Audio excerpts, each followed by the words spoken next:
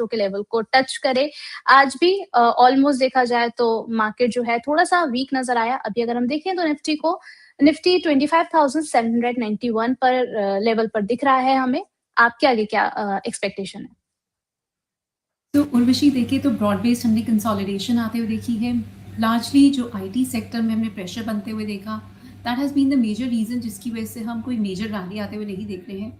After the trade deal with the US optimism देखने को मिली and we scale to highs of close to 26,400, but वहीं से rally fizzle out हो गई हाई लेवल से और उसके बाद से कंसोलिडेशन का फेज कंटिन्यूड है। और एफआईआईज की अगर हम ओवरऑल ट्रेंड की भी बात करें, स्टिल हम आउटफ्लोज आते हुए देख रहे हैं। इवन दो फरवरी के कुछ दिनों में हमने इनफ्लोज आते हुए देखे, but then they have again turn net sellers. जनवरी में भी देखे तो ऑलमोस्ट 33,000 करोड़ का हमने सेल ऑफ आते हुए देखा। वहीं जियोपॉलिटिकल टेंशंस बनी हुई हैं, inflation even as it's benign, RBI has already cut rates. So बहुत सारे ग्रोथ पैरामीटर्स बहुत पॉजिटिव नजर आ रहे हैं, but still we are not able to clock new record highs and surpass this 26,350 to 26,400 hurdle. अगर ये हर्डल ब्रेक हो जाता है तो आउटलुक काफी पॉजिटिव हो जाएगा, but till then my view is की स्लाइड कंसोलिडेशन का फेज चलता रहेगा and we have to focus on the stock specific action. मैं ब्रॉड बेस्ड अगर यही बात करूंगी कि बैंक निफ्टी ओवरऑल अभी भी काफी पॉजिटिव नजर आ रहा है। आज भी जिस तरीके से बैंक निफ्टी ने गेन्स पोस्ट किए हैं, it's out performing the benchmark index Nifty. ये नजर आ रहा है कि आने वाले दिनों में भी बेंचमार्क इंडेक्स को आउट परफॉर्म करता हुआ नजर आएगा, because it's majorly led by PSU banking stocks, जहां पर हम एक मेजर रैली आते हुए देख रहे हैं। It is all driven by SBI, जो एसबीआई में हमने रिजल्ट्स आते हुए देखे, स्ट्रॉन्ग रिजल्ट्स देखने को मिले और उसके बाद हमने एसबीआई को न्यू रिकॉर्ड हाइस की तरफ जाते हुए देखा। और जिस तरीके से उन्होंने आगे भी लोन ग्रोथ के लेके नंबर्स इंडिकेट किए हैं, that has been the major reason जिसकी वजह से हम बैंक निफ्टी में आउट परफॉर्मेंस आते हुए देख रहे हैं। In terms of the key levels for bank Nifty, downside में 57,800 एक बहुत स्ट्रॉन्ग सपोर्ट बना हुआ है बैंक निफ्टी के लिए। और अगर हम हाई साइड में बात करें तो अगर 61,500 का लेवल ब्रेक हो जाता है bank Nifty, then it's headed higher toward 62,800 to 63,500 levels as well in coming days. वहीं अगर हम निफ्टी की बात करते हैं तो मेजर सपोर्ट रहेगा 25,400 लेवल्स पर नियर टर्म में, and then major support is at seen at 24,900 dot levels. High side की बात करें तो नियर टर्म के लिए 26,000 and 26,350 are key resistance area. As of now अगर आईटी सेक्टर में कुछ मेजर रिवाइवल देखने को मिलता है, so that will kind of boost the benchmark index Nifty as well. But अभी आईटी सेक्टर में जिस तरीके से हम दबाव आते हुए देख रहे हैं, that is a major reason which is pressurising the benchmark index.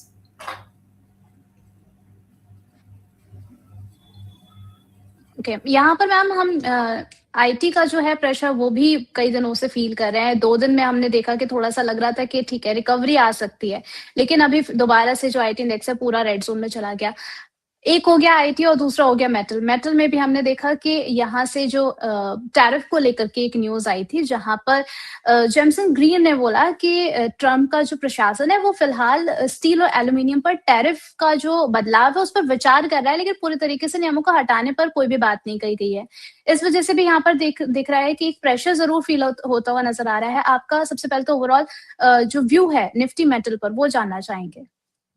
Nifty metal has been an outperformer. Last year भी इसने आउट परफॉर्म किया और since forming base at levels of 9980 Nifty metal index has been soaring higher और 12,000 odd levels को इसने test किया। उसके बाद से हम कुछ करेक्शन आते हुए देख रहे हैं, बिकॉज ओवरऑल एक प्रॉफिट बुकिंग का एटमॉस्फेयर भी देखने को मिला। इसके साथ साथ से शिफ्टिंग डायनेमिक्स नजर आ रहे हैं, जिस तरीके से ट्रम्प साहब का टैरिफ का स्टैंस है वो कुछ हद तक ईज होता हुआ नजर आ रहा है। उन्होंने काफी सारी कंट्रीज के साथ अभी ट्रेड डील की है। बांग्लादेश के साथ उन्होंने टैरिफ को कम किया है, इंडिया के भी टैरिफ को उन्होंने स्लैश किया है। इसके साथ साथ वो कंसिडर कर रहे हैं कि एल्यूमिनियम एंड स्टील के जो डेरिवेटिव प्रोडक्ट्स हैं उस पर कुछ टैरिफ में चेंजेस किए जा सकते हैं, बिकॉज वहां पर जो इन्फ्लेशन है उस पर इम्पैक्ट देखने को मिल रहा है और कंज्यूमर्स पे काफी हद तक इम्पैक्ट हो रहा है। इवन दो जो बेस लाइन टैरिफ्स हैं एल्यूमिनियम एंड स्टील पे वो अभी भी इंटैक्ट रहेंगे, बट जो उनके प्रोडक्ट्स हैं उस पर वो टैरिफ को कुछ कंसिडर कर सकते हैं। इवन दो कुछ कंफर्म्ड अभी नहीं है कब तक ये होगा, बट स्टिल इसका इम्पैक्ट हम आते हुए देखते हैं। वहीं अगर हम देखें तो कॉपर की जो ग्लोबल इन्वेंट्रीज हैं that have risen to 1 million metric tonne. So ये भी एक थोड़ा सा फैक्टर है जिसकी वजह से हम प्रेशर बनते हुए देख रहे हैं। चाइनीज बायर्स भी मिसिंग है एक्शन में, because they have gone for lunar new year holidays. So वहां पर भी बाइंग रुकी हुई है। China one of the major consumers of metals, इसकी वजह से भी यहाँ पर प्रेशर बनते हुए देख रहे हैं। एंड अपार्ट फ्रॉम दैट जिस तरीके से हमने डॉलर इंडेक्स में भी लोअर लेवल से एक रिकवरी आते हुए देखी है, that is also pressurising the metal index and the metal stocks. So भी मेरा मानना है ओवरऑल थोड़ा सा प्रेशर और देखने को मिल सकता है, बट अगर आप स्लाइटली लॉन्गर टर्म में इसको व्यू करते हैं तो अभी भी हमारा आउटलुक मेटल स्टॉक्स पे पॉजिटिव बना हुआ है। जिस तरीके से मेटल्स की डिमांड ग्लोबली काफी हद तक बढ़ती जा रही है, स्पेशली कॉपर एंड एल्यूमिनियम की डिमांड अभी ग्लोबली काफी ज्यादा बढ़ने की उम्मीद बनी हुई है। ये फैक्टर्स मेटल स्टॉक्स को इन ट्रैक्शन रखेंगे और यहाँ पर हम लोअर लेवल से दोबारा से बाइंग इंटरेस्ट आते हुए देखेंगे। सो स्पेसिफिकली बात करें तो कॉपर की जो ओवरऑल ग्रीन एनर्जी ट्रांजिशन है, एआई डेटा सेंटर्स है, या ग्रिड ट्रांसमिशन में जिस तरीके से कॉपर का यूज बढ़ता जा रहा है, that's a theme which is likely to play out for next few years and that will keep metal stocks in radar. So मेरा ऐसा मानना है अभी कुछ जो करेक्शन का फेज है, ये एक अपॉर्चुनिटी रहेगा to look for these metal stocks at lower levels और एक वैल्यू बाइंग की अपॉर्चुनिटीज इमर्ज होंगी। वहीं अगर हम एल्यूमिनियम की भी बात करते हैं तो यही इलेक्ट्रिक व्हीकल्स या एआई डेटा सेंटर की इंफ्रास्ट्रक्चर में एल्यूमिनियम की काफी रिक्वायरमेंट रहती है। So the way the world is moving towards green energy transition और जिस तरीके से एआई का बूम है, ये इंक्रीमेंटल डिमांड लेके आएगा कॉपर एंड एल्यूमिनियम के लिए। और अभी अदानी ने भी कुछ काफी सिग्निफिकेंट इन्वेस्टमेंट्स की बात की है इंडिया के एआई इंफ्रास्ट्रक्चर के लिए, and that will be backed by renewable energy. So यहाँ पर भी डोमेस्टिकली भी देखें तो मेटल स्टॉक्स की डिमांड काफी हद तक बढ़ सकती है, and that will favour the outlook for these stocks. So overall we are very positive. Yes, shorter term में थोड़ा सा कंसोलिडेशन जरूर नजर आ रही है after they had sold significantly higher. Okay, then overall जो है हमें यहाँ पर मेटल लॉन्ग टर्म में काफी मैम को पॉजिटिव लग रहा है, तो आप बिल्कुल अपना फोकस यहाँ पर मेंटेन करके चल सकते हैं। कुछ स्टॉक स्पेसिफिक भी मैम क्वेश्चन आपसे जानना चाहेंगे कि सबसे पहले तो नलको का नाम है यहाँ पर 343 पर के लेवल पर अभी मैम ये ट्रेड करता हुआ नजर आ रहा है। क्या इन लेवल्स पर इसको अगर ऐड करना चाहे तो कर सकते हैं?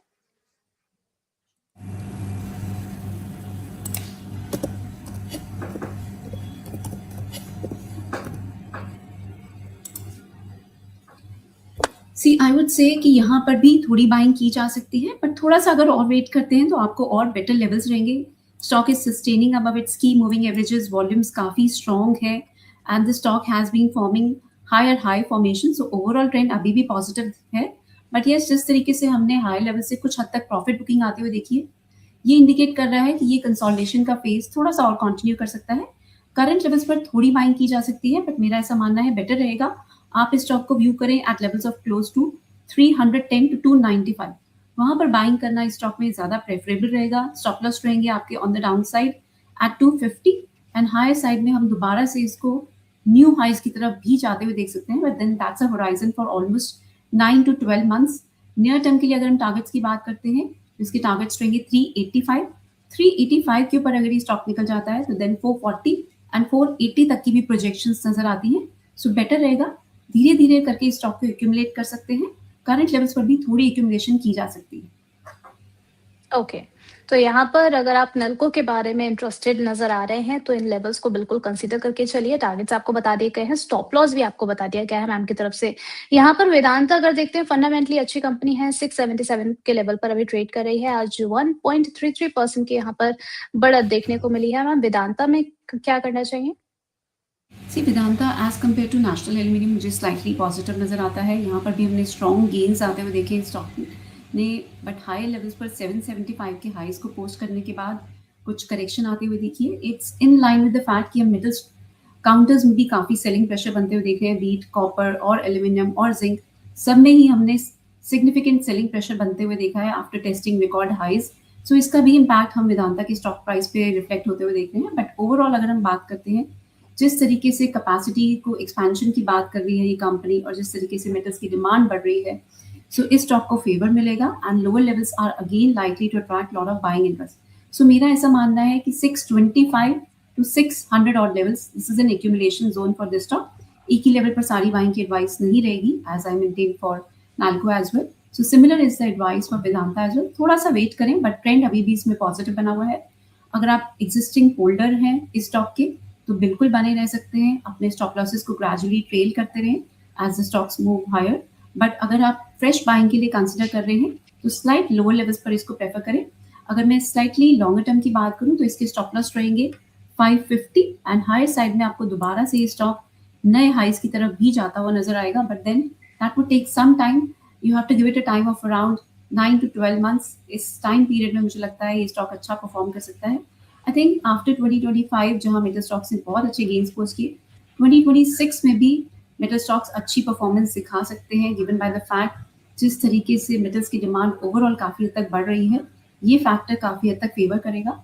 यूएस में भी फर्दर मॉनेटरी ईजिंग हो सकती है, that will keep the dollar index suppressed, और ये भी फैक्टर मेटल काउंटर्स को काफ़ी हद तक सपोर्ट करता है, and that will be supportive for metal stocks as well. So you can keep BDL as well as Nalco on your radar. Okay, तो नैल्को और वेदांता दोनों ही मैम को पॉजिटिव इंडिकेशन देते हुए नजर आ रहे हैं, तो बिल्कुल आप अपनी नजर पे बनाकर इन्हें रख सकते हैं. अब मैम कुछ क्वेश्चंस भी पूछ लेते हैं आप